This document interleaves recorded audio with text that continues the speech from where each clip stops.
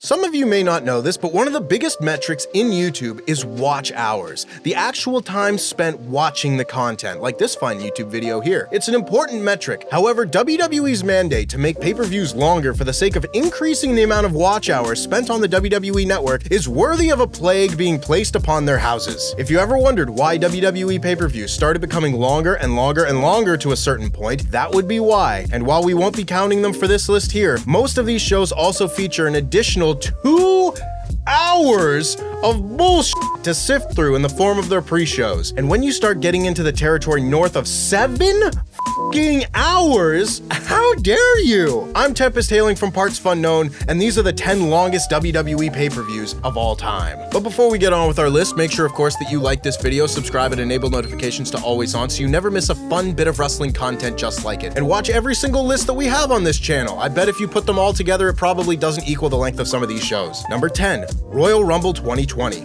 4 hours, 6 minutes. If you're gonna have a self-indulgently long pay-per-view, it might as well be a Rumble. With 30 participants entering every 90 seconds to 2 minutes, the match has a minimum length of between 45 minutes to an hour, and that isn't counting the theatrics of the actual final stretch. Add in the fact that WWE has finally decided to let the ladies have a go, and you're already looking at 2 hours of wrestling before you even start thinking about your undercard. Speaking of undercards, if you know you've got 2 big-ass matches coming up on your pay-per-view, maybe it's a good idea to keep your other matches as trim as possible, Roman Reigns versus Baron Corbin in a Falls Count Anywhere match was actually a lot better than anyone thought it would be, but that's no justification for it to be 22 minutes long. Fiend versus Bryan and Becky versus Asuka also settled in for the long haul, but both produced, and honestly, the show as a whole is really good, which is the best way to keep a long show from feeling long. The pay-per-view's length didn't seem to touch the crowd's enthusiasm, as they popped massively to see Drew McIntyre eliminate Brock Lesnar towards the end of the night, and then again when he eventually won the whole thing. If only they'd been as loud at that year's WrestleMania. Fickle fans. Number 9, Royal Rumble 2018. 4 hours, 9 minutes. Another example of a bloody great Royal Rumble show making what would otherwise be an unacceptable amount of time to watch wrestling in one sitting actually pretty enjoyable. History is made twice in one night, as WWE not only debuts the first ever Women's Royal Rumble, but lets it main event the entire show. There would definitely be better Women's Rumbles down the line, but this one has a lot going for it. Sasha Banks and Becky Lynch starting off proceedings, the inclusion of women's legends like Trish Stratus, Lita, and Molly Holly, the entrants all putting their differences aside to save the crowd's eardrums from Vicky Guerrero, and of course the crucial fact that the right woman won. The Men's Rumble though, oh boy, I was there, and this is for sure a top 3 Rumble, and there's even an argument to be made for putting it at number 1. Heath Slater getting repeatedly brutalized on his way to the ring before turning the tables on Sheamus, on Sheamus's birthday mind you. Finn Balor making it to the Final 4 as the match's Iron Man. The whole final sequence with coronated Golden Boys Reigns and Cena versus New Japan Outsiders Balor and Nakamura. But again, what really elevates this match is the ending, as WWE beat its self-imposed Royal Rumble cold streak by making sure the right man took home the win. Number 8, Money in the Bank 2018. 4 hours, 11 minutes. There are some real peaks and troughs through this event, which isn't what you want to hear about a pay-per-view that lasts longer than the amount of sleep Vince McMahon gets in an average week. Both the men's and women's Money in the Bank matches are pretty great, with the men's in particular standing out for helping sow the seeds of what would later become Kofi Mania. Alexa Bliss and Braun Strowman made sense as winners at the time, even if their reigns with the briefcases were a bit shit, with Alexa cashing in the same night, and Strowman failing his cash-in at that year's Hell in a Cell. Styles versus Nakamura was also among the better of their WWE matchups, even accounting for Nakamura's dick-punching fixation. The rest of the card is pretty mediocre to bad though, with a lot of matches that could probably have been saved for the following week's Raw or SmackDown. Daniel Bryan versus Big Cass, Seth Rollins versus Elias, Roman Reigns versus Jinder Mahal, Bobby Lashley versus Sami Zayn. No? You're gonna watch them all though! Number 7, WrestleMania 20.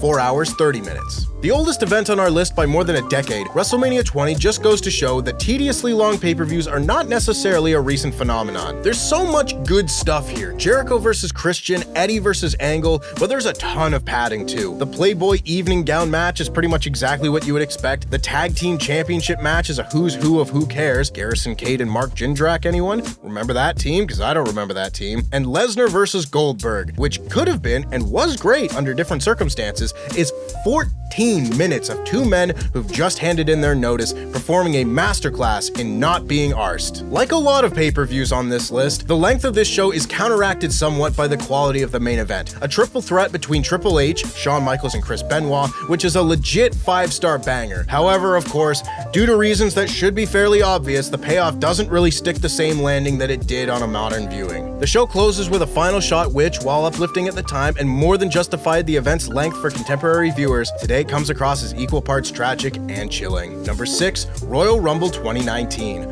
4 hours 40 minutes. I'm starting to think that WWE should just stop putting other matches on the Royal Rumble card. Start with one, let R-Truth do a funny little rap about his own name, have the other one, and then get everybody out before the pub's shut. I'm kidding, mostly. If there's gonna be a musical performance, it should be by Jillian Hall. But this is one of those Royal Rumble pay-per-views that goes on for so long that even the good matches feel like filler. Buddy Matthews, Akira Tozawa, Kalisto, and Hideo Itami for the Cruiserweight Championship? Cool! How long did we pay the babysitter for? Asuka versus Becky Lynch? Finn Balor versus Brock Lesnar? My favorites! Will this be done before I go into work tomorrow? The Rumbles for this year, however, do not quite make up for this insane runtime. The Women's Rumble had yet to hit its stride outside of the best choice being chosen to win, and the men's match just sort of happened. Honestly, I remember nothing about this match outside of Nia Jax being the most bizarre final entrant of a Royal Rumble ever. This was the end of a near 5-hour pay-per-view. Maybe those in charge just went as delirious as we all did having watched it. Number 5, WrestleMania 32. 4 hours 49 minutes. This may not be the longest pay-per-view on this list in terms of actual hours and minutes, but you'll be hard-pressed to find a wrestling show that feels longer. There are some good matches here. The Intercontinental Ladder match and the WWE Women's Championship match in particular stand out as a cut above the rest, but there are some baffling decisions on this card too. Lesnar versus Ambrose is a huge letdown, and for some reason they have Rock come out and vamp with the Wyatt family for like a really long time, even though the show is already 4 hours long at that point. And look, I know it's Adam's favorite WrestleMania main event of all time, but I'm going to have to put my foot down. Triple H versus Roman Reigns is painful to watch. It feels like a mad wrestling scientist spent his entire life trying to genetically engineer the least interesting match ever. It has everything: an over-the-hill legend versus an over-pushed babyface, an exhausted crowd who are starting to wonder if the whole event is some kind of psychological experiment, a predictable finish, and about 15 more minutes than it needed to be. Honestly, it's so bad that after a certain point, you almost have to appreciate the sheer balls of WWE for making you sit through it.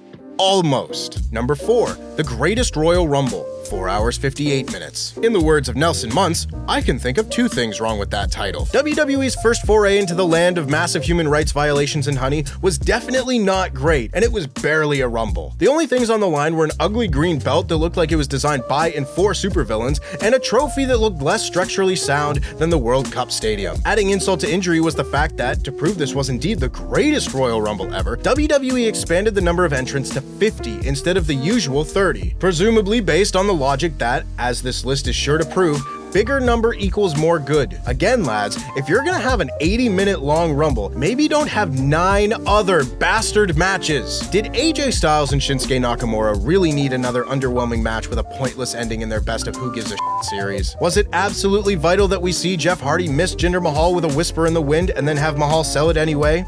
That one actually is quite funny. Speaking of funny, however, without this Rumble, we would have never gotten to see Titus O'Neil trip during his entrance and slide under the ring, which in many ways means this really is the greatest Royal Rumble. Number 3, WrestleMania 34. 5 hours and 3 minutes. The shows just keep getting longer, and the endings just keep getting more disappointing. Sometimes it's difficult to tell after a show of this length whether a main event is actually bad, or if it's just sitting through a 5-hour-long pay-per-view has made you hate the very concept of wrestling. Truth be told, Reigns versus Lesnar is actually a pretty decent little match if you love a million finishers being hit and being kicked out of in front of a crowd that absolutely doesn't want to see it. Reigns even gets his head busted open at one point, which as a wrestling fan in 2018 is the only thing you wanted to see in the world. Styles versus Nakamura was pretty disappointing given their potential, but the match might have been received a lot better if WWE hadn't insisted on giving every wrestler on their roster that sweet, sweet Mania payday. There's some other great stuff on here too. Charlotte versus Asuka is fun. Ronda and Kurt Angle versus The Authority is way better than anyone could have expected from Rousey's in-ring debut, and Braun Strowman and Nicholas put on a 5-star masterclass against the Bar. But,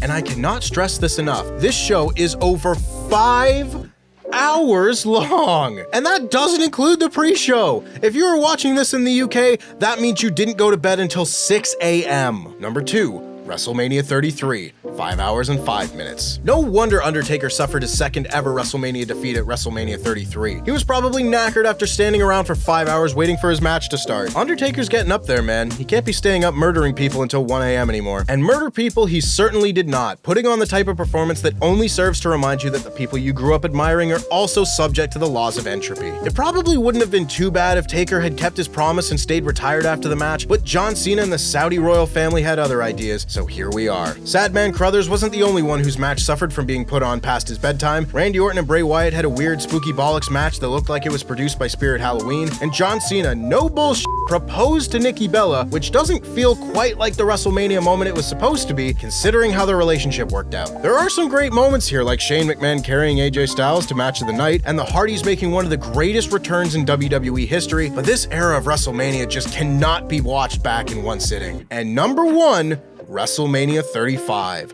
5 hours and 20 minutes. Humans weren't built to do anything for an uninterrupted 5 hours and 20 minutes straight, except sleep and argue with strangers on the internet. Make sure to leave a comment below. If you watched Infinity War and Endgame back to back, it would only take 10 minutes longer than it would take to watch WrestleMania 35, and that's with credits. And not including the pre-show. The worst thing about this show is that it actually isn't that bad. It just takes forever. Sometimes I wake up in the middle of the night and I worry that it's still going on. Sure, there are some stinkers on this show, like Samoa Joe defending his United States title against Rey Mysterio in a 1-minute match, or Kurt Angle being retired by...